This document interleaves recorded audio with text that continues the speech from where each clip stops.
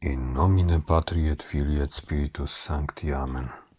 Credo in Deum, Patrem omnipotentem, Creatorem celi et terrae, et in Iesum Christum, Filium eius unicum, Dominum nostrum, qui conceptus est de Spiritu Sancto, natus ex Maria Virgine, passus sub Pontio Pilato, crucifixus mortuus et sepultus, descendit ad inferos, tertia die resurrexit a mortuis, ascendit ad celos, sedet ad dexteram Dei Patris omnipotentis, inde venturus est iudicare vivos et mortuos. Credo in Spiritum Sanctum, sanctam Ecclesiam Catholicam, sanctorum communionem, remissionem peccatorum, carnis resurrectionem et vitam aeternam. Amen. Pater noster, qui es in celis, sanctificetur nomen tuum, adveniat regnum tuum, fiat voluntas tua sicut in cielo et in terra. Panem nostrum quotidianum da nobis hodie, et dimite nobis debita nostra sicut et nos dimittimus debitoribus nostris, et ne nos inducas in tentationem, sed libera nos a malo. Amen. Ave Maria, gratia plena Dominus tecum, benedicta tu in mulieribus et benedictus fructus ventris tui, Iesus. Sancta Maria, Mater Dei, ora pro nobis peccatoribus, nunc et in hora mortis nostre. Amen. Ave Maria, gratia plena Dominus tecum, benedicta tu in mulieribus, et benedictus fructus ventris tui, Iesus. Sancta Maria, Mater Dei, ora pro nobis peccatoribus, nunc et in hora mortis nostre. Amen. Ave Maria, gratia plena Dominus tecum, benedicta tu in mulieribus, et benedictus fructus ventris tui, Iesus. Sancta Maria, Mater Dei, ora pro nobis peccatoribus, nunc et in hora mortis nostre. Amen. Gloria Patri et Filio et Spiritui Sancto, sicut erat in principio et nunc et semper et in saecula saeculorum. Amen. Ten różaniec odmawiam na Twoją cześć, Królowo Różańca Świętego, oraz w następującej intencji. Misteria gaudiosa. Primum mysterium gaudiosum. Annunciatio Gabrielis Archangeli ad Beatam Mariam Virginem. Pater noster, qui es in celis, sanctificetur nomen tuum, adveniat regnum tuum, fiat voluntas tua sicut in cielo et in terra. Panem nostrum quotidianum da nobis hodie, et dimite nobis debita nostra sicut et nos dimittimus debitoribus nostris, et ne nos inducas in tentationem, sed libera nos a malo. Amen. Ave Maria, gratia plena Dominus tecum, benedicta tu in mulieribus et benedictus fructus ventris tui, Iesus. Sancta Maria, Mater Dei, ora pro nobis peccatoribus, nunc et in hora mortis nostre. Amen. Ave Maria, gratia plena Dominus tecum, benedicta tu in mulieribus et benedictus fructus ventris tui, Iesus. Sancta Maria, Mater Dei, ora pro nobis peccatoribus, nunc et in hora mortis nostre. Amen. Ave Maria, gratia plena Dominus tecum, benedicta tu in mulieribus et benedictus fructus ventris tui, Iesus. Sancta Maria, Mater Dei, ora pro nobis peccatoribus, nunc et in hora mortis nostre. Amen. Ave Maria, gratia plena Dominus tecum, benedicta tu in mulieribus et benedictus fructus ventris tui, Iesus. Sancta Maria, Mater Dei, ora pro nobis peccatoribus, nunc et in hora mortis nostre. Amen.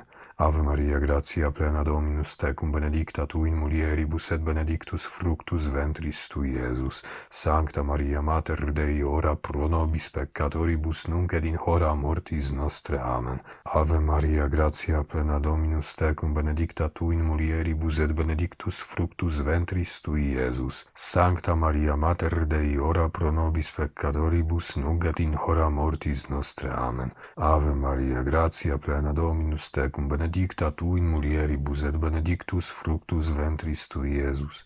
Sancta Maria, Mater Dei, ora pro nobis peccatoribus, nunc et in hora mortis nostre. Amen. Ave Maria, gratia plena Dominus tecum, benedicta tu in mulieribus et benedictus fructus ventris tui, Iesus. Sancta Maria, Mater Dei, ora pro nobis peccatoribus, nunc et in hora mortis nostre. Amen. Ave Maria, gratia plena Dominus tecum, benedicta tu in mulieribus et benedictus fructus ventris ventris tui, Iesus, Sancta Maria Mater Dei, ora pro nobis peccatoribus, nunc et in hora mortis nostre. Amen. Ave Maria, gratia plena, Dominus tecum, benedicta tu in mulieribus, et benedictus fructus ventris tui, Iesus. Sancta Maria Mater Dei, ora pro nobis peccatoribus, nunc et in hora mortis nostre. Amen. Gloria Patri et Filio et Spiritui Sancto, sic ut erat in principio et nunc et semper et in saecula saeculorum. Amen. Domine Iesu, dimitte nobis debita nostra, salva nos ab igne inferiori, perdug in celum omnes animas, praeserti meas, quae misericordiae Tue maxime indigent. Amen. O Maria, sine labe originali concepta, ora pro nobis quiat te confugimus et pro omnibus quiat te non confugiunt, et praesertim pro massonibus commendatis tibi. Amen. Secundum mysterium gaudiosum, visitatio Beate Mariae Virginis ad Elisabeth. Pater noster, qui es in celis, sanctificetur nomen Tuum, adveniat regnum Tuum, fiat voluntas Tua, sic ut in cielo et in terra. Panem nostrum quotidianum da nobis hodie, et dimitte nobis debita nostra, sic ut et nos dimittimus debitoribus nostris, et ne nos inducas in tentationem, sed libera nos a malo. Amen. Ave Maria, gratia plena, Dominus tecum, benedicta tu in mulieribus, et benedictus fructus ventris tui, Iesus. Sancta Maria, Mater Dei, ora pro nobis peccatoribus, nunc et in hora mortis nostre. Amen. Ave Maria, gratia plena, Dominus tecum, benedicta tu in mulieribus, et benedictus fructus ventris tui, Iesus. Sancta Maria, Mater Dei, ora pro nobis peccatoribus, nunc et in hora mortis nostre. Amen. Ave Maria, gratia plena, Dominus tecum, benedicta tu in mulieribus, et benedictus fructus ventris tui, Iesus. Sancta Maria, Mater Dei, ora pro nobis peccatoribus, nunc et in hora mortis nostre. Amen. Ave Maria, gratia plena, Dominus tecum, benedicta tu in mulieribus, et benedictus fructus ventris tui, Iesus. Sancta Maria, Mater Dei, ora pro nobis peccatoribus, nunc et in hora mortis nostre. Amen. Ave Maria, gratia plena, Dominus tecum, benedicta tu in mulieribus, et benedictus fructus ventris tui, Iesus. Sancta Maria, Mater Dei, ora pro nobis peccatoribus, nunc et in hora mortis nostre. Amen. Ave Maria, gratia plena, Dominus tecum, benedicta tu in mulieribus, et benedictus fructus ventris tui, Iesus. Sancta Maria, Mater Dei, ora pro nobis peccatoribus, nunc et in hora mortis nostre. Amen. Ave Maria, gratia plena, Dominus tecum, benedicta tu in mulieribus, et benedictus fructus ventris tui, Iesus. Sancta Maria, Mater Dei, ora pro nobis peccatoribus, nunc et in hora mortis nostre. Amen. Ave Maria, gratia plena, Dominus tecum, benedicta tu in mulieribus, et benedictus fructus ventris tui, Iesus. Sancta Maria, Mater Dei, ora pro nobis peccatoribus, nunc et in hora mortis nostre. Amen. Ave Maria, gratia plena, Dominus tecum, benedicta tu in mulieribus, et benedictus fructus ventris tui, Iesus. Sancta Maria, Mater Dei, ora pro nobis peccatoribus, nunc et in hora mortis nostre. Amen. Ave Maria, gratia plena, Dominus tecum, benedicta tu in mulieribus, et benedictus fructus ventris tui, Iesus. Sancta Maria, Mater Dei, ora pro nobis peccatoribus, nunc et in hora mortis nostre. Amen. Gloria Patri et Filio et Spiritui Sancto, sic ut erat in principio et nunc et semper et in saecula saeculorum. Amen. Domine Iesu, dimitte nobis debita nostra, salva nos ab igne interiori, perdug in celum omnes animas, praeserti meas, quae misericordiae Tue maxime indigent. O Maria, sine labe originali concepta, ora pro nobis quiat te confugimus et pro omnibus quiat te non confugiunt, et praesertim pro massonibus commendatis tibi. Amen. Tertium mysterium gaudiosum, nativitas Domini nostri, Iesu Christi. Pater noster, qui es in celis, sanctificetur nomen Tuum, adveniat regnum Tuum, fiat voluntas Tua, sic ut in cielo et in terra. Panem nostrum quotidianum da nobis hodie, et dimitte nobis debita nostra, sic ut et nos dimittimus debitoribus nostris, et ne nos inducas in tentationem, sed libera nos a malo. Amen. Ave Maria, gratia plena, Dominus tecum, benedicta tu in mulieribus, et benedictus fructus ventris tui, Iesus. Sancta Maria, Mater Dei, ora pro nobis peccatoribus, nunc et in hora mortis nostre. Amen. Ave Maria, gratia plena, Dominus tecum, benedicta tu in mulieribus, et benedictus fructus ventris tui, Iesus. Sancta Maria, Mater Dei, ora pro nobis peccatoribus, nunc et in hora mortis nostre. Amen. Ave Maria, gratia plena, Dominus tecum, benedicta tu in mulieribus, et benedictus fructus ventris tui, Iesus. Sancta Maria, Mater Dei, ora pro nobis peccatoribus, nunc et in hora mortis nostre. Amen. Ave Maria, gratia plena, Dominus tecum, benedicta tu in mulieribus, et benedictus fructus ventris tui, Iesus. Sancta Maria, Mater Dei, ora pro nobis peccatoribus, nunc et in hora mortis nostre. Amen. Ave Maria, gratia plena, Dominus tecum, benedicta tu in mulieribus, et benedictus fructus ventris tui, Iesus. Sancta Maria, Mater Dei, ora pro nobis peccatoribus, nunc et in hora mortis nostre. Amen. Ave Maria, gratia plena, Dominus tecum, benedicta tu in mulieribus, et benedictus fructus ventris tui, Iesus. Sancta Maria, Mater Dei, ora pro nobis peccatoribus, nunc et in hora mortis nostre. Amen. Ave Maria, gratia plena, Dominus tecum, benedicta tu in mulieribus, et benedictus fructus ventris tui, Iesus. Sancta Maria, Mater Dei, ora pro nobis peccatoribus, nunc et in hora mortis nostre. Amen. Ave Maria, gratia plena, Dominus tecum, benedicta tu in mulieribus, et benedictus fructus ventris tui, Iesus. Sancta Maria, Mater Dei, ora pro nobis peccatoribus, nunc et in hora mortis nostre. Amen. Ave Maria, gratia plena, Dominus tecum, benedicta tu in mulieribus, et benedictus fructus ventris tui, Iesus. Sancta Maria, Mater Dei, ora pro nobis peccatoribus, nunc et in hora mortis nostre. Amen.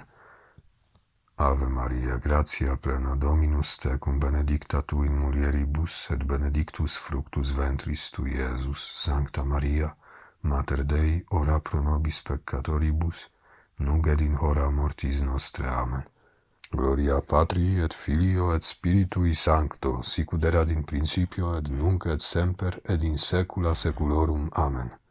Domine Iesu, dimitte nobis debita nostra, salva nos ab igne inferiori, perdug in celum omnes animas, preserti meas, quae misericordiae tue maxime indigent.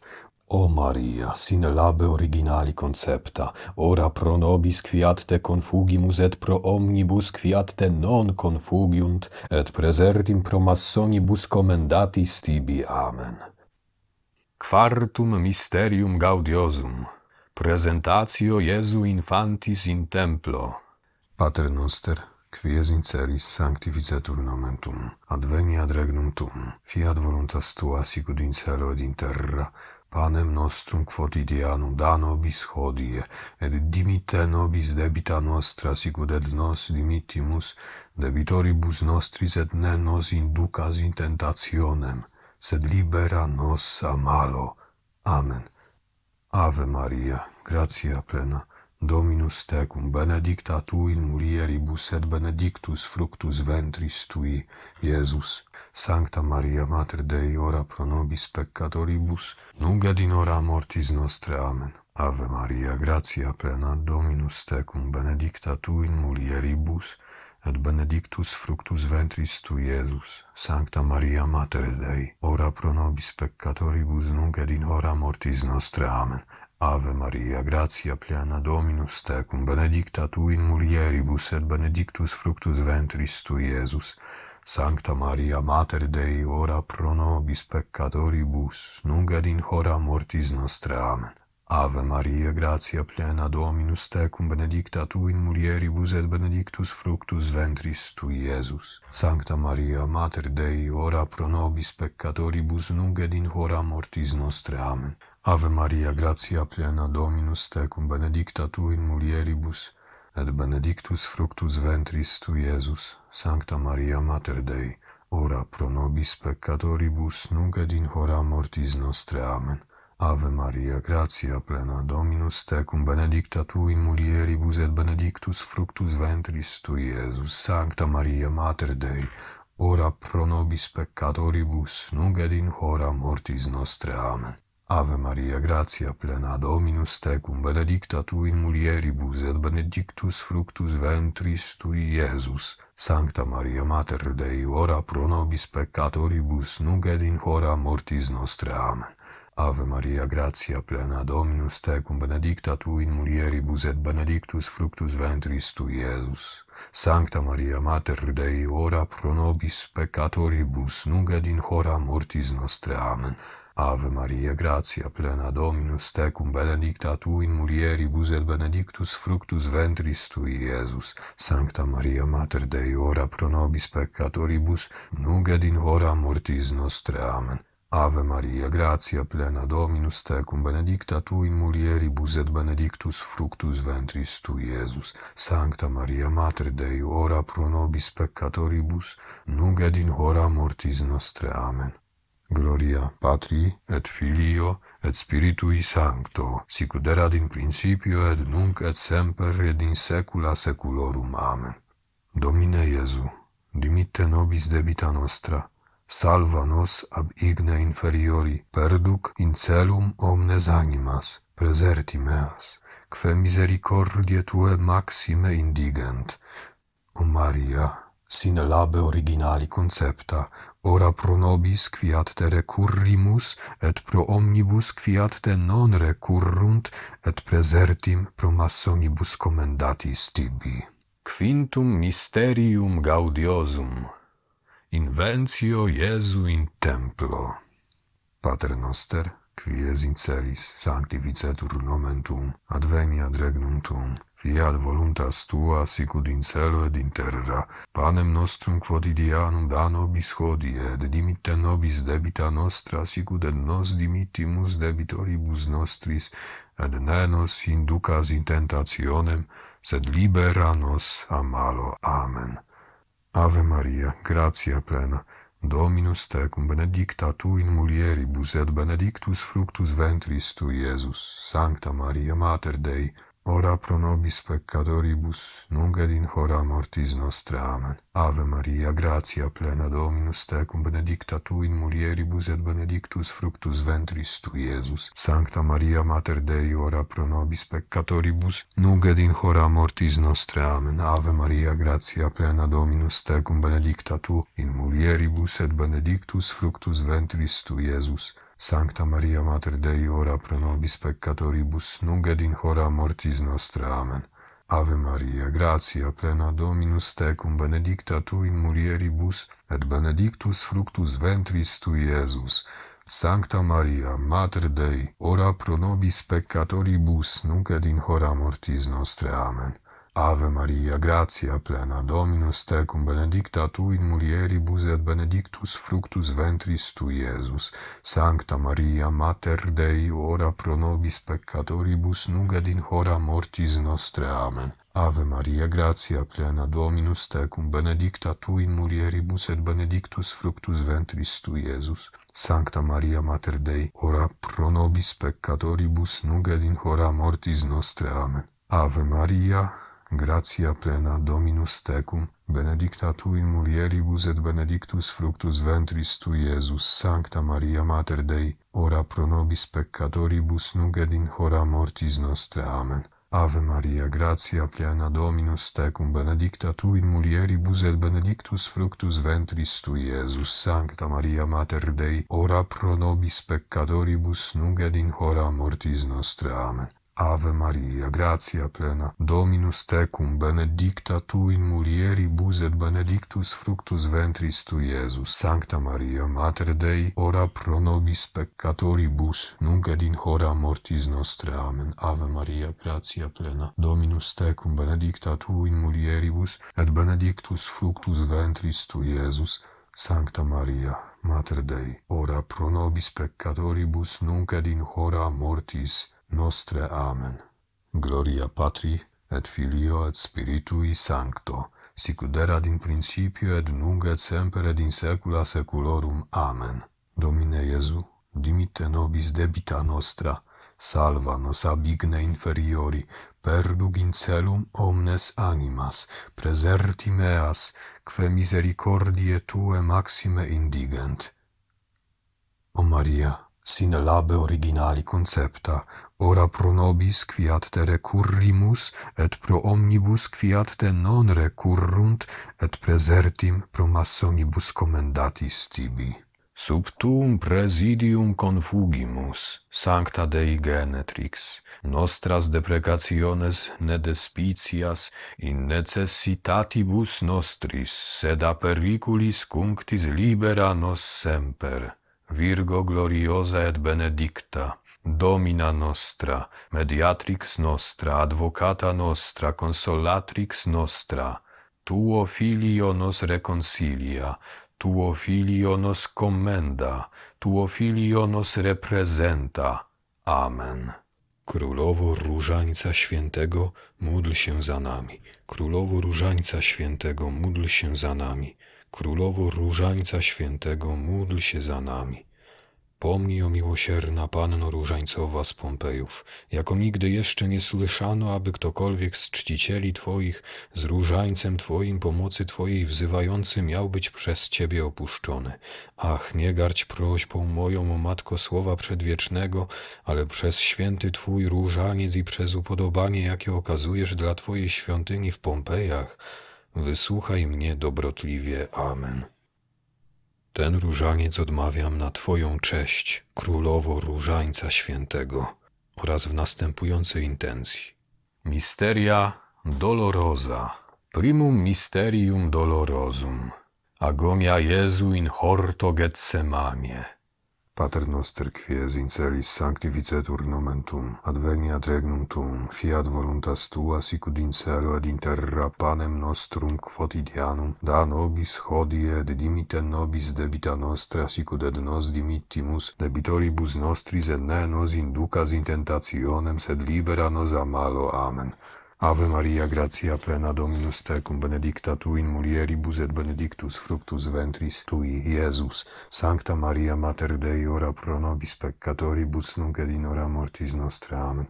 Ave Maria, gratia plena, Dominus tecum, benedicta tu in mulieribus et benedictus fructus ventris tui, Iesus. Sancta Maria, Mater Dei, ora pro nobis peccatoribus, nunc et in hora mortis nostre. Amen. Ave Maria, gratia plena, Dominus tecum, benedicta tu in mulieribus et benedictus fructus ventris tui, Iesus. Sancta Maria, Mater Dei, ora pro nobis peccatoribus, nunc et in hora mortis nostre. Amen. Ave Maria, gratia plena, Dominus tecum, benedicta tu in mulieribus et benedictus fructus ventris tui, Iesus. Sancta Maria, Mater Dei, ora pro nobis peccatoribus, nunc et in hora mortis nostre. Amen.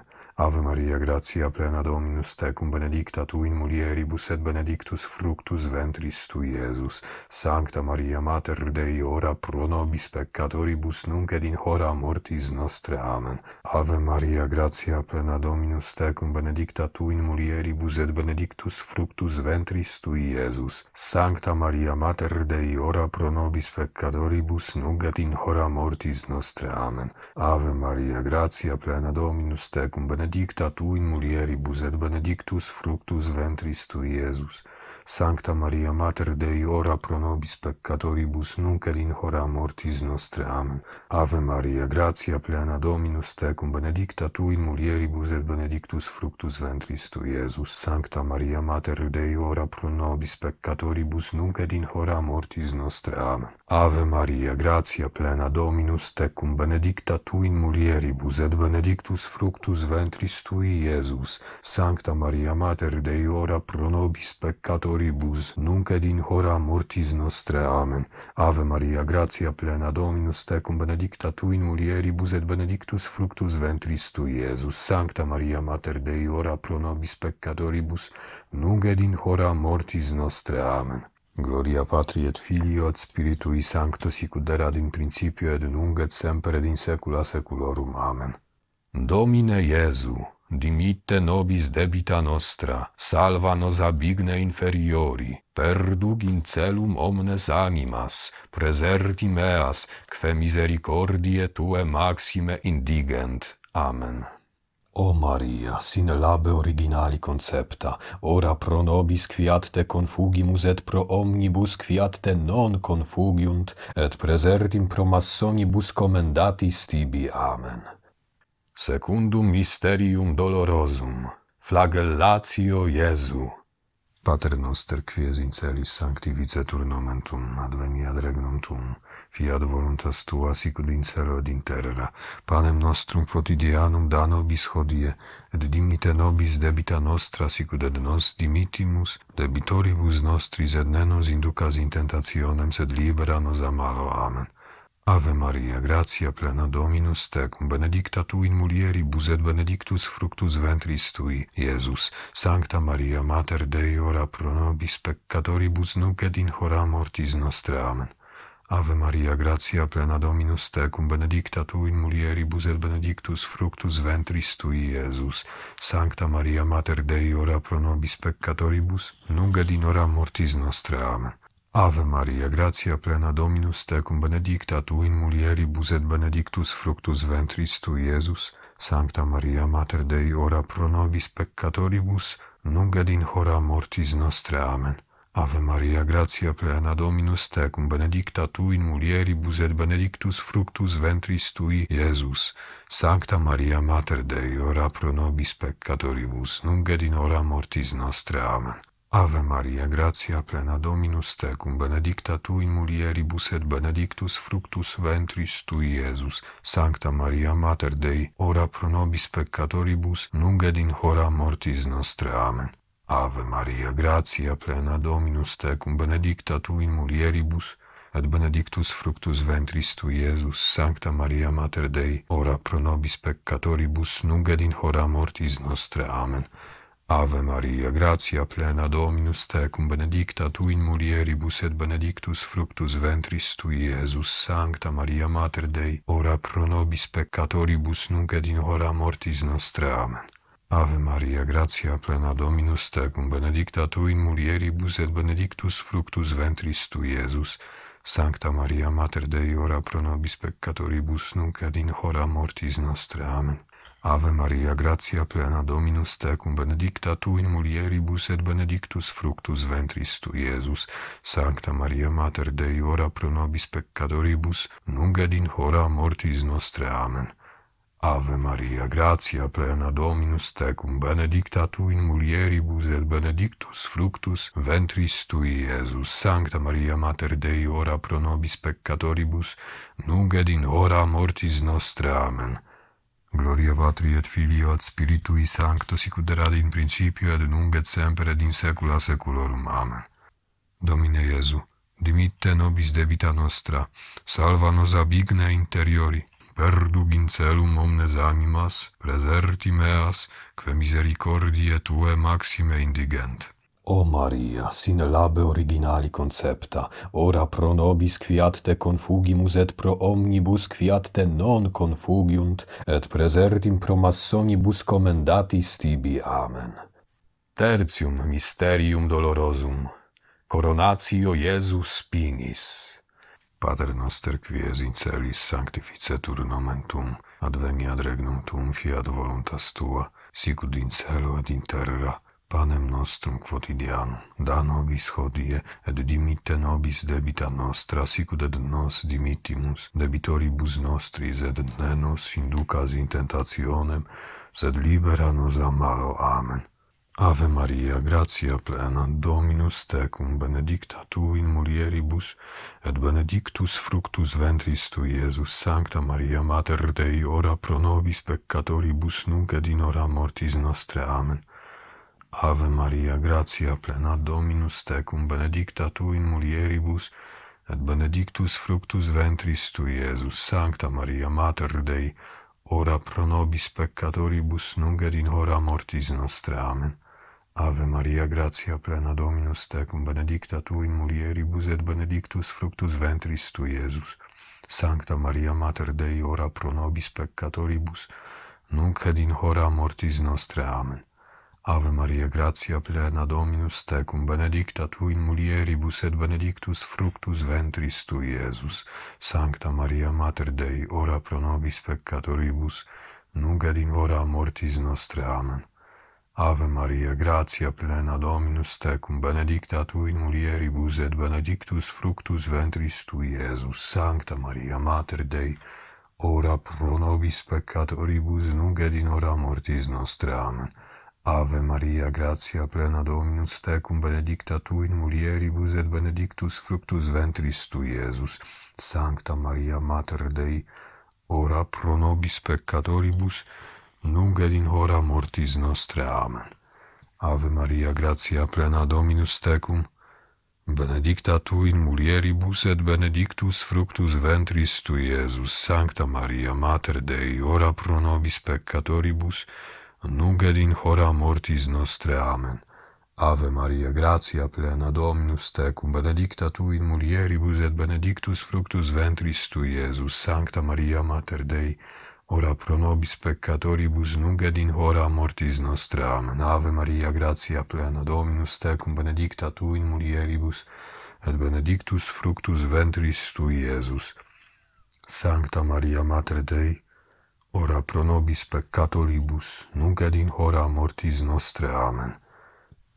Ave Maria, gratia plena, Dominus tecum, benedicta tu in mulieribus, et benedictus fructus ventris tui, Iesus. Sancta Maria, Mater Dei, ora pro nobis peccatoribus, nunc et in hora mortis nostre. Amen.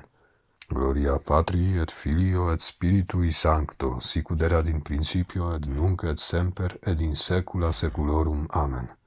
Domine Iesu, dimitte nobis debita nostra, salva nos ab igne inferiori, perdug in celum omnes animas, preserti meas, quae misericordiae tue maxime indigent. O Maria, sine labe originali concepta, ora pro nobis quiat te confugimus et pro omnibus quiat te non confugiunt, et presertim pro massonibus commendatis tibi. Amen. Quartum mysterium dolorosum, portatio crucis sue a Iesu. Pater noster, qui es in celis, sanctificetur nomen tuum, adveniat regnum tuum, fiat voluntas tua sicut in cielo et in terra. Panem nostrum quotidianum da nobis hodie, et dimitte nobis debita nostra sicut et nos dimittimus debitoribus nostris, et ne nos inducas in tentationem, sed libera nos a malo. Amen.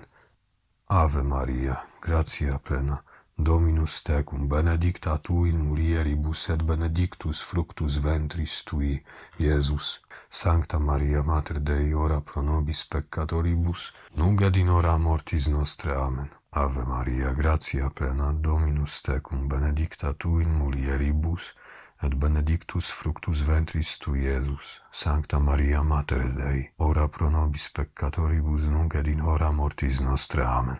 Ave Maria, gratia plena, Dominus tecum, benedicta tu in mulieribus, et benedictus fructus ventris tui, Iesus. Sancta Maria, Mater Dei, ora pro nobis peccatoribus, nunc et in hora mortis nostre. Amen. Ave Maria, gratia plena, Dominus tecum, benedicta tu in mulieribus, et benedictus fructus ventris tui, Iesus. Sancta Maria, Mater Dei, ora pro nobis peccatoribus, nunc et in hora mortis nostre. Amen. Ave Maria, gratia plena, Dominus tecum, benedicta tu in mulieribus, et benedictus fructus ventris tui, Iesus. Sancta Maria, Mater Dei, ora pro nobis peccatoribus, nunc et in hora mortis nostre. Amen. Ave Maria, gratia plena, Dominus tecum, benedicta tu in mulieribus, et benedictus fructus ventris tui, Iesus. Sancta Maria, Mater Dei, ora pro nobis peccatoribus, nunc et in hora mortis nostre. Amen. Ave Maria, gratia plena, Dominus tecum, benedicta tu in mulieribus, et benedictus fructus ventris tui, Iesus. Sancta Maria, Mater Dei, ora pro nobis peccatoribus, nunc et in hora mortis nostre. Amen.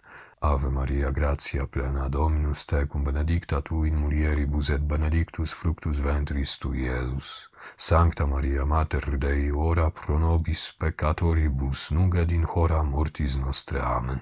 Ave Maria, gratia plena, Dominus tecum, benedicta tu in mulieribus, et benedictus fructus ventris tui, Iesus. Sancta Maria, Mater Dei, ora pro nobis peccatoribus, nunc et in hora mortis nostre. Amen. Ave Maria, gratia plena, Dominus tecum, benedicta tu in mulieribus et benedictus fructus ventris tui, Iesus. Sancta Maria, Mater Dei, ora pro nobis peccatoribus, nunc et in hora mortis nostre. Amen. Gloria Patri et Filio et Spiritui Sancto, sicut erat in principio et nunc et semper et in saecula saeculorum. Amen.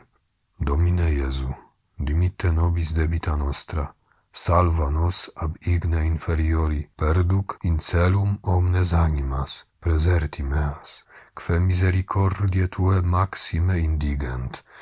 O Maria, sine labe originali concepta, ora pro nobis quiat te recurrimus, et pro omnibus quiat te non recurrunt, et praesertim pro massonibus commendatis tibi. Quintum mysterium dolorosum, crucifixio Iesu. Pater noster, qui es in celis, sanctificetur nomen Tuum, adveniat regnum Tuum, fiat voluntas Tua sicut in celo et in terra. Panem nostrum quotidianum da nobis hodie, et dimitte nobis debita nostra, sicut et nos dimittimus debitoribus nostris, et ne nos inducas in tentationem, sed libera nos a malo. Amen. Ave Maria, gratia plena, Dominus tecum, benedicta tu in mulieribus et benedictus fructus ventris tui, Iesus. Sancta Maria, Mater Dei, ora pro nobis peccatoribus, nunc et in hora mortis nostre. Amen. Ave Maria, gratia plena, Dominus tecum, benedicta tu in mulieribus et benedictus fructus ventris tui, Iesus. Sancta Maria, Mater Dei, ora pro nobis peccatoribus, nunc et in hora mortis nostre. Amen. Ave Maria, gratia plena, Dominus tecum, benedicta tu in mulieribus et benedictus fructus ventris tui, Iesus. Sancta Maria, Mater Dei, ora pro nobis peccatoribus, nunc et in hora mortis nostre. Amen. Ave Maria, gratia plena, Dominus tecum, benedicta tu in mulieribus, et benedictus fructus ventris tui, Iesus. Sancta Maria, Mater Dei, ora pro nobis peccatoribus, nunc et in hora mortis nostre. Amen. Ave Maria, gratia plena, Dominus tecum, benedicta tu in mulieribus et benedictus fructus ventris tui, Iesus. Sancta Maria, Mater Dei, ora pro nobis peccatoribus, nunc et in hora mortis nostre. Amen. Ave Maria, gratia plena, Dominus tecum, benedicta tu in mulieribus et benedictus fructus ventris tui, Iesus. Sancta Maria, Mater Dei, ora pro nobis peccatoribus, nunc et in hora mortis nostre. Amen. Ave Maria, gratia plena, Dominus tecum, benedicta tu in mulieribus et benedictus fructus ventris tui, Iesus. Sancta Maria, Mater Dei, ora pro nobis peccatoribus, nunc et in hora mortis nostre. Amen. Ave Maria, gratia plena, Dominus tecum, benedicta tu in mulieribus et benedictus fructus ventris tui, Iesus. Sancta Maria, Mater Dei, ora pro nobis peccatoribus, nunc et in hora mortis nostre. Amen.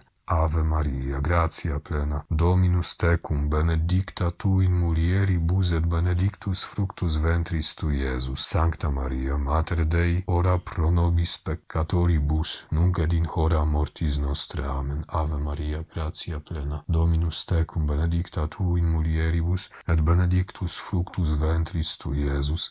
Sancta Maria, Mater Dei, ora pro nobis peccatoribus, nunc et in hora mortis nostre. Amen. Gloria Patri et Filio et Spiritui Sancto, sicut erat in principio et nunc et semper et in saecula saeculorum. Amen. Domine Iesu, dimitte nobis debita nostra, salva nos ab igne inferiori, perduc in celum omnes animas, praeserti meas, quae misericordiae Tue maxime indigent. O Maria, sine labe originali concepta, ora pro nobis quiat te recurrimus, et pro omnibus quiat te non recurrunt, et praesertim pro massonibus commendatis tibi. Sub tuum praesidium confugimus, Sancta Dei Genetrix, nostras deprecationes ne despicias in necessitatibus nostris, sed a periculis cunctis libera nos semper. Virgo gloriosa et benedicta, Domina nostra, mediatrix nostra, advocata nostra, consolatrix nostra, Tuo Filio nos reconcilia, tuo Filio nos commenda, tuo Filio nos representa. Amen. Królowo Różańca Świętego, módl się za nami. Królowo Różańca Świętego, módl się za nami. Królowo Różańca Świętego, módl się za nami. Pomnij, o miłosierna Panno Różańcowa z Pompejów, jako nigdy jeszcze nie słyszano, aby ktokolwiek z czcicieli Twoich z różańcem Twoim, pomocy Twojej wzywający, miał być przez Ciebie opuszczony. Ach, nie gardź prośbą moją, o Matko Słowa Przedwiecznego, ale przez święty Twój różaniec i przez upodobanie, jakie okazujesz dla Twojej świątyni w Pompejach, wysłuchaj mnie dobrotliwie. Amen. Ten różaniec odmawiam na Twoją cześć, Królowo Różańca Świętego, oraz w następującej intencji. Misteria gloriosa, primum mysterium gloriosum, resurrectio Jezu. Pater noster quies in celis sanctificetur nomen tuum, adveniat regnum tuum, fiat voluntas tua sicut in cielo et in terra. Panem nostrum quotidianum da nobis hodie, et dimite nobis debita nostra sicut et nos dimittimus debitoribus nostris, et ne nos inducas in tentationem, sed libera nos a malo. Amen. Ave Maria, gratia plena, Dominus tecum, benedicta tu in mulieribus et benedictus fructus ventris tui, Iesus. Sancta Maria, Mater Dei, ora pro nobis peccatoribus, nunc et in hora mortis nostra. Amen.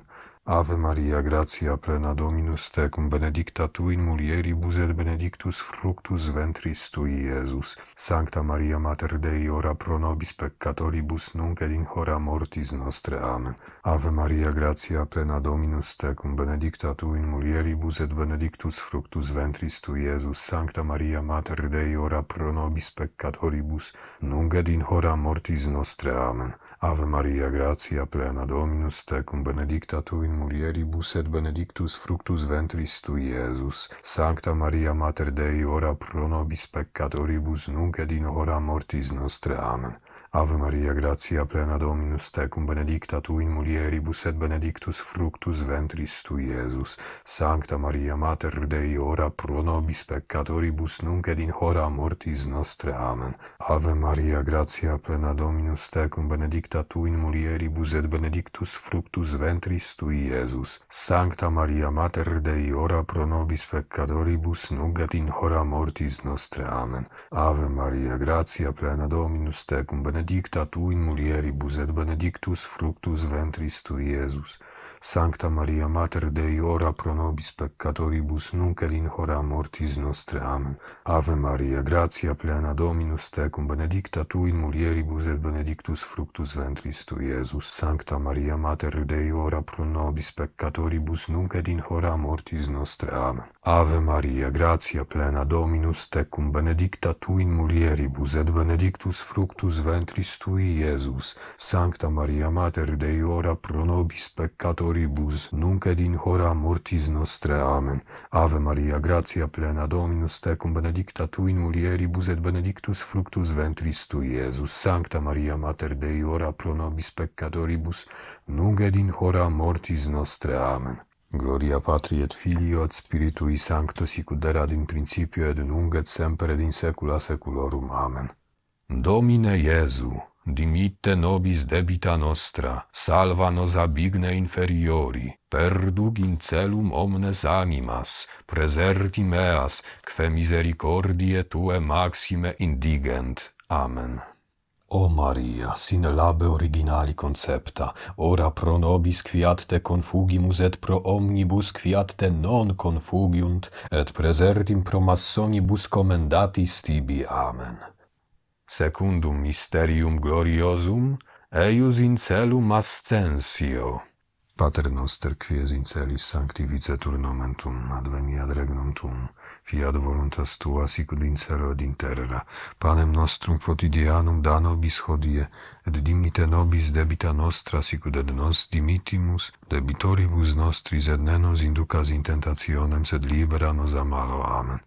Ave Maria, gratia plena, Dominus tecum, benedicta tu in mulieribus et benedictus fructus ventris tui, Iesus. Sancta Maria, Mater Dei, ora pro nobis peccatoribus, nunc et in hora mortis nostre. Amen. Ave Maria, gratia plena Dominus tecum, benedicta tu in mulieribus et benedictus fructus ventris tui, Iesus. Sancta Maria, Mater Dei, ora pro nobis peccatoribus, nunc et in hora mortis nostre. Amen. Ave Maria, gratia plena Dominus tecum, benedicta tu in mulieribus et benedictus fructus ventris tui, Iesus. Sancta Maria, Mater Dei, ora pro nobis peccatoribus, nunc et in hora mortis nostre. Amen. Ave Maria, gratia plena Dominus tecum, benedicta tu in mulieribus et benedictus fructus ventris tui, Iesus. Sancta Maria, Mater Dei, ora pro nobis peccatoribus, nunc et in hora mortis nostre. Amen. Ave Maria, gratia plena Dominus tecum, benedicta tu in mulieribus et benedictus fructus ventris tui, Iesus. Sancta Maria, Mater Dei, ora pro nobis peccatoribus, nunc et in hora mortis nostre. Amen. Ave Maria, gratia plena Dominus tecum, benedicta tu in mulieribus, et benedictus fructus ventris tui, Iesus. Sancta Maria, Mater Dei, ora pro nobis peccatoribus, nunc et in hora mortis nostre. Amen. Ave Maria, gratia plena Dominus tecum, benedicta tu in mulieribus et benedictus fructus ventris tui, Iesus. Sancta Maria, Mater Dei, ora pro nobis peccatoribus, nunc et in hora mortis nostre. Amen. Ave Maria, gratia plena Dominus tecum, benedicta tu in mulieribus et benedictus fructus ventris tui, Iesus. Sancta Maria, Mater Dei, ora pro nobis peccatoribus, nunc et in hora mortis nostre. Amen. Ave Maria, gratia plena Dominus tecum, benedicta tu in mulieribus et benedictus fructus ventris tui, Iesus. Sancta Maria, Mater Dei, ora pro nobis peccatoribus, nunc et in hora mortis nostre. Amen. Ave Maria, gratia plena Dominus tecum, benedicta tu in mulieribus et benedictus fructus ventris tui, Iesus. Sancta Maria, Mater Dei, ora pro nobis peccatoribus, nunc et in hora mortis nostre. Amen. Gloria Patri et Filio et Spiritui Sancto, sic ut erat in principio et nunc et semper et in saecula saeculorum. Amen. Domine Iesu, dimitte nobis debita nostra, salva nos ab igne interiori, perdug in celum omnes animas, praeserti meas, que misericordiae Tue maxime indigent. O Maria, sine labe originali concepta, ora pro nobis quiat te confugimus et pro omnibus quiat te non confugiunt, et praesertim pro massonibus commendatis tibi. Amen. Tertium mysterium gloriosum. Descensio Sancti Spiritus super Mariam et Apostolos. Pater noster, qui es in celis, sanctificetur nomen Tuum, adveniat regnum Tuum, fiat voluntas Tua, sic ut in cielo et in terra. Panem nostrum quotidianum da nobis hodie, et dimitte nobis debita nostra, sic ut et nos dimittimus debitoribus nostris, et ne nos inducas in tentationem, sed libera nos a malo. Amen. Ave Maria, gratia plena, Dominus tecum, benedicta tu in mulieribus, et benedictus fructus ventris tui, Iesus. Sancta Maria, Mater Dei, ora pro nobis peccatoribus, nunc et in hora mortis nostre. Amen. Ave Maria, gratia plena, Dominus tecum, benedicta tu in mulieribus, et benedictus fructus ventris tui, Iesus. Sancta Maria, Mater Dei, ora pro nobis peccatoribus, nunc et in hora mortis nostre. Amen. Ave Maria, gratia plena, Dominus tecum, benedicta tu in mulieribus et benedictus fructus ventris tui, Iesus. Sancta Maria, Mater Dei, ora pro nobis peccatoribus, nunc et in hora mortis nostre. Amen. Ave Maria, gratia plena, Dominus tecum, benedicta tu in mulieribus et benedictus fructus ventris tui, Iesus. Sancta Maria, Mater Dei, ora pro nobis peccatoribus, nunc et in hora mortis nostre. Amen. Ave Maria, gratia plena, Dominus tecum, benedicta tu in mulieribus et benedictus fructus ventris tui, Iesus. Sancta Maria, Mater Dei, ora pro nobis peccatoribus, nunc et in hora mortis nostre. Amen. Ave Maria, gratia plena, Dominus tecum, benedicta tu in mulieribus et benedictus fructus ventris tui, Iesus. Sancta Maria, Mater Dei, ora pro nobis peccatoribus, nunc et in hora mortis nostre. Amen. Ave Maria, gratia plena, Dominus tecum, benedicta tu in mulieribus et benedictus fructus ventris tui, Iesus. Sancta Maria, Mater Dei, ora pro nobis peccatoribus, nunc et in hora mortis nostre. Amen. Ave Maria, gratia plena, Dominus tecum, benedicta tu in mulieribus et benedictus fructus ventris tui, Iesus. Sancta Maria, Mater Dei, ora pro nobis peccatoribus, nunc et in hora mortis nostre. Amen. Ave Maria, gratia plena, Dominus tecum, benedicta tu in mulieribus, et benedictus fructus ventris tui, Iesus. Sancta Maria, Mater Dei, ora pro nobis peccatoribus, nunc et in hora mortis nostre. Amen. Ave Maria, gratia plena, Dominus tecum, benedicta tu in mulieribus, et benedictus fructus ventris tui, Iesus. Sancta Maria, Mater Dei, ora pro nobis peccatoribus, nunc et in hora mortis nostre. Amen. Gloria Patri et Filio et Spiritui Sancto, sicut erat in principio et nunc et semper et in saecula saeculorum. Amen.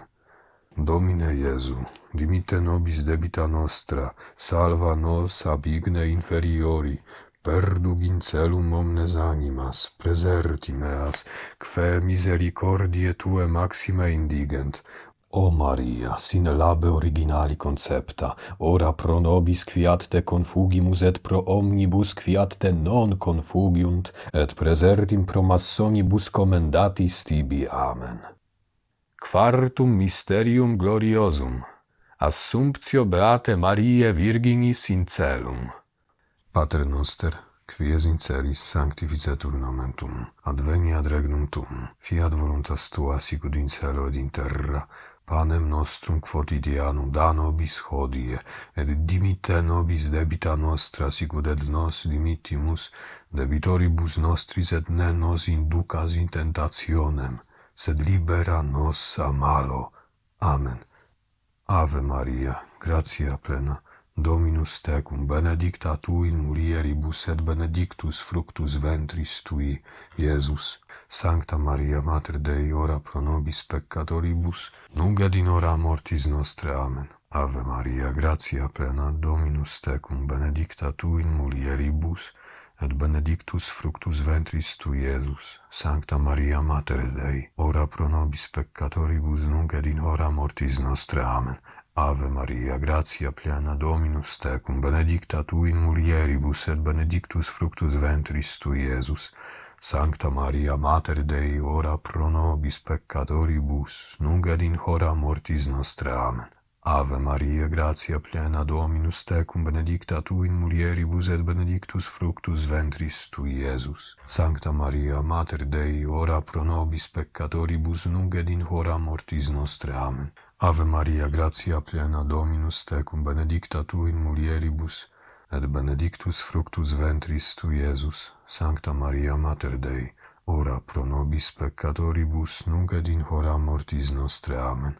Ave Maria, gratia plena, Dominus tecum, benedicta tu in mulieribus, et benedictus fructus ventris tui, Iesus. Sancta Maria, Mater Dei, ora pro nobis peccatoribus, nunc et in hora mortis nostre. Amen. Ave Maria, gratia plena, Dominus tecum, benedicta tu in mulieribus, et benedictus fructus ventris tui, Iesus. Sancta Maria, Mater Dei, ora pro nobis peccatoribus, nunc et in hora mortis nostre. Amen. Ave Maria, gratia plena, Dominus tecum, benedicta tu in mulieribus, et benedictus fructus ventris tui, Iesus. Sancta Maria, Mater Dei, ora pro nobis peccatoribus, nunc et in hora mortis nostre. Amen. Ave Maria, gratia plena, Dominus tecum, benedicta tu in mulieribus, et benedictus fructus ventris tui, Iesus. Sancta Maria, Mater Dei, ora pro nobis peccatoribus, nunc et in hora mortis nostre. Amen. Ave Maria, gratia plena, Dominus tecum, benedicta tu in mulieribus, et benedictus fructus ventris tui, Iesus. Sancta Maria, Mater Dei, ora pro nobis peccatoribus, nunc et in hora mortis nostre. Amen. Gloria Patri et Filio et Spiritui Sancto, sicut erat in principio et nunc et semper et in saecula saeculorum. Amen. Domine Iesu, dimitte nobis debita nostra, salva nos ab igne inferiori, perduc in celum omnes animas, preserti meas, quae misericordiae Tue maxime indigent. O Maria, sine labe originali concepta, ora pro nobis quiat te recurrimus, et pro omnibus quiat te non recurrunt, et praesertim pro massonibus commendatis tibi. Quintum mysterium gloriosum, coronatio Beate Mariae Virginis in reginam celi. Pater noster, qui es in celis, sanctificetur nomen tuum, adveniat regnum tuum, fiat voluntas tua sicut in celo et in terra. Panem nostrum quotidianum da nobis hodie, et dimitte nobis debita nostra, sicut et nos dimittimus debitoribus nostris, et ne nos inducas in tentationem, sed libera nos a malo. Amen. Ave Maria, gratia plena, Dominus tecum, benedicta tu in mulieribus, et benedictus fructus ventris tui, Iesus. Sancta Maria, Mater Dei, ora pro nobis peccatoribus, nunc et in hora mortis nostre. Amen. Ave Maria, gratia plena, Dominus tecum, benedicta tu in mulieribus, et benedictus fructus ventris tui, Iesus. Sancta Maria, Mater Dei, ora pro nobis peccatoribus, nunc et in hora mortis nostre. Amen. Ave Maria, gratia plena, Dominus tecum, benedicta tu in mulieribus, et benedictus fructus ventris tui, Iesus. Sancta Maria, Mater Dei, ora pro nobis peccatoribus, nunc et in hora mortis nostre. Amen. Ave Maria, gratia plena, Dominus tecum, benedicta tu in mulieribus, et benedictus fructus ventris tui, Iesus. Sancta Maria, Mater Dei, ora pro nobis peccatoribus, nunc et in hora mortis nostre. Amen. Ave Maria, gratia plena, Dominus tecum, benedicta tu in mulieribus, et benedictus fructus ventris tui, Iesus. Sancta Maria, Mater Dei, ora pro nobis peccatoribus, nunc et in hora mortis nostre. Amen. Ave Maria, gratia plena, Dominus tecum, benedicta tu in mulieribus, et benedictus fructus ventris tui, Iesus. Sancta Maria, Mater Dei, ora pro nobis peccatoribus, nunc et in hora mortis nostre. Amen. Ave Maria, gratia plena, Dominus tecum, benedicta tu in mulieribus, et benedictus fructus ventris tui, Iesus. Sancta Maria, Mater Dei, ora pro nobis peccatoribus, nunc et in hora mortis nostre. Amen. Ave Maria, gratia plena, Dominus tecum, benedicta tu in mulieribus, et benedictus fructus ventris tui, Iesus. Sancta Maria, Mater Dei, ora pro nobis peccatoribus, nunc et in hora mortis nostre. Amen. Ave Maria, gratia plena, Dominus tecum, benedicta tu in mulieribus, et benedictus fructus ventris tui, Iesus. Sancta Maria, Mater Dei, ora pro nobis peccatoribus, nunc et in hora mortis nostre. Amen. Ave Maria, gratia plena, Dominus tecum, benedicta tu in mulieribus, et benedictus fructus ventris tui, Iesus. Sancta Maria, Mater Dei, ora pro nobis peccatoribus, nunc et in hora mortis nostre. Amen. Gloria Patri, et Filio, et Spiritui Sancto, sicut erat in principio, et nunc et semper, et in saecula saeculorum. Amen. Domine Iesu, dimitte nobis debita nostra, salva nos ab igne inferiori, perdug in celum omnes animas, praeserti meas, quae misericordiae Tue maxime indigent. O Maria, sine labe originali concepta, ora pro nobis quiat te recurrimus, et pro omnibus quiat te non recurrunt, et praesertim pro massonibus commendatis tibi. Sub tuum praesidium confugimus, Sancta Dei Genetrix, nostras deprecationes ne despicias in necessitatibus nostris, sed a periculis cunctis libera nos semper. Virgo gloriosa et benedicta, Domina nostra, mediatrix nostra, advocata nostra, consolatrix nostra, Tuo Filio nos reconcilia, Tuo Filio nos commenda, Tuo Filio nos representa. Amen. Królowo Różańca Świętego, módl się za nami. Królowo Różańca Świętego, módl się za nami. Królowo Różańca Świętego, módl się za nami. Pomnij, o miłosierna Panno Różańcowa z Pompejów, jako nigdy jeszcze nie słyszano, aby ktokolwiek z czcicieli Twoich z różańcem Twoim pomocy Twojej wzywający miał być przez Ciebie opuszczony. Ach, nie gardź prośbą moją, o Matko Słowa Przedwiecznego, ale przez święty Twój różaniec i przez upodobanie, jakie okazujesz dla Twojej świątyni w Pompejach, wysłuchaj mnie dobrotliwie. Amen. Salve Regina, Mater misericordiae, vita dulcedo et spes nostra salve, ad te clamamus exules filii Heve, ad te suspiramus gementes et flentes in hac lacrimarum vale. Eia ergo, advocata nostra, illos tuos misericordes oculos ad nos converte, et Iesum benedictum fructum ventris tui, nobis post hoc exilium ostende. O clemens, o pia, o dulcis Virgo Maria, ora pro nobis sancta Dei genitrix, ut digni efficiamur promissionibus Christi. Amen. In nomine Patri et Filii et Spiritus Sancti. Amen.